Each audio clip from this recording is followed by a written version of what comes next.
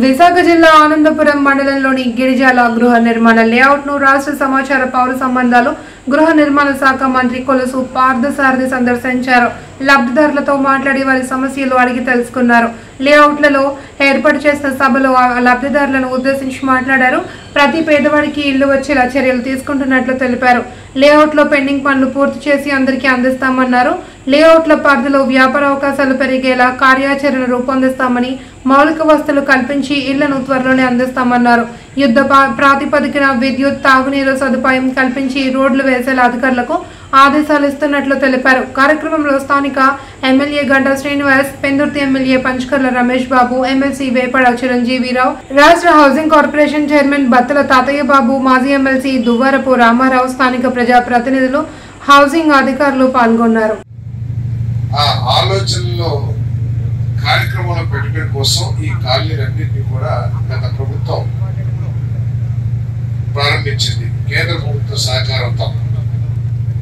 వాస్తవానికి ఈ కార్యక్రమం ప్రారంభమైంది 2014-19లో చంద్రబాబు నాయుడు గారు ముఖ్యమంత్రిగా ఉండగా ఆనాడు ప్రస్తుత ప్రధానమంత్రి గారు దాదాపు 20 లక్షల ఇల్లు శాంక్షన్ చేశారని చెప్పేసి అందరికీ సవినయంగా మనం చేస్తాను. అంటే గత ప్రభుత్వం యొక్క ఆలోచనలో ఉన్న తప్పిదాల మూలంగా కానివ్వండి, ఒక దూరదృష్టి లోపించడం మూలంగా కానివ్వండి, ఇల్లు కడుతున్నాము, ఇళ్లలో నివాసం ఉండాలంటే సౌకర్యాలు లేకపోతే నివాసం ఉండలేము అనే ఆలోచన లేకపోవడం కానివ్వండి, చంద్రబాబు నాయుడు గారి ప్రభుత్వంలో 2.5 లక్షల రూపాయలు ఎప్పుడు 14-19 అంటే 10 సంవత్సరాల క్రితం ఏదైతే యూనిట్ కాస్ట్ ఉందో ఒక ఇంటికి 2.5 లక్షల రూపాయలు ప్రతి పైసా రాష్ట్ర ప్రభుత్వం నుంచి ఖర్చు పెట్టి చంద్రబాబు నాయుడు గారు ఇల్లు కట్టిస్తే, తర్వాత వచ్చిన ప్రభుత్వం జగన్మోహన్ రెడ్డి గారి ప్రభుత్వం ఆ 2.5 లక్షల నుంచి 30,000కి తగ్గించేసుకునే రాష్ట్ర ప్రభుత్వ వాటాని, మిగతా 1,50,000 రూపాయలు కేంద్ర ప్రభుత్వం నుంచి తీసుకుని దీన్ని ఇంత కొంచెం ఇబ్బందికరంగా ఈ కార్యక్రమాన్ని నిర్వహించాలని చెప్పేసి చెప్పడం తప్పదని చెప్పేసి కూడా మనం చేస్తా ఉన్నాను. ఇందాక కూడా నేను మరి విద్యుత్ శాఖ మంత్రి గారితో మాట్లాడాను, అదేవిధంగా మరి అధికారులతో కూడా మాట్లాడాను. వారు వెంటనే ఎక్కడైతే ఇల్లు పూర్తయినాయో అక్కడ విద్యుత్ సౌకర్యం ఏర్పాటు చేస్తారని చెప్పారు. మీరు కనుక ఈ ఇళ్లలో నివాసానికి వచ్చినట్లయితే తప్పకుండా ఆ విద్యుత్ సౌకర్యాన్ని అతి త్వరలో ఏర్పాటు చేస్తారని చెప్పేసి కూడా మీరు చేస్తాను. అదేవిధంగా త్రాగునీరు కూడా ఒక సమస్య. త్రాగునీరు లేదే కూడా మనం వచ్చి ఇక్కడ నివాసం ఉండలేము. నేను శాసనసభ్యుడి గారిని కూడా కోరేది ఏంటంటే, మనకి దీంట్లో అమృత్లో కానీ జలజీవన్ మిషన్ లో కానీ ఇవన్నీ కూడా పెట్టాం.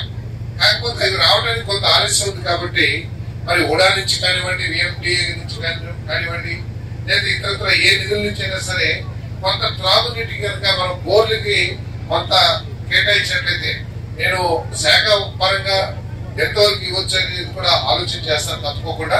మరి దానికి తోడు ఎమ్మెల్యే గారి సహకారంతో మరి విఎంఆర్డీఏ నుంచి కొంత నిధులు తీసుకుని త్రాగునీటి సౌకర్యం కూడా ఈ కాలనీకి ఏర్పాటు చేసే బాధ్యత తీసుకుంటామని చెప్పేసి మీద సమయంగా మనం చేస్తాను.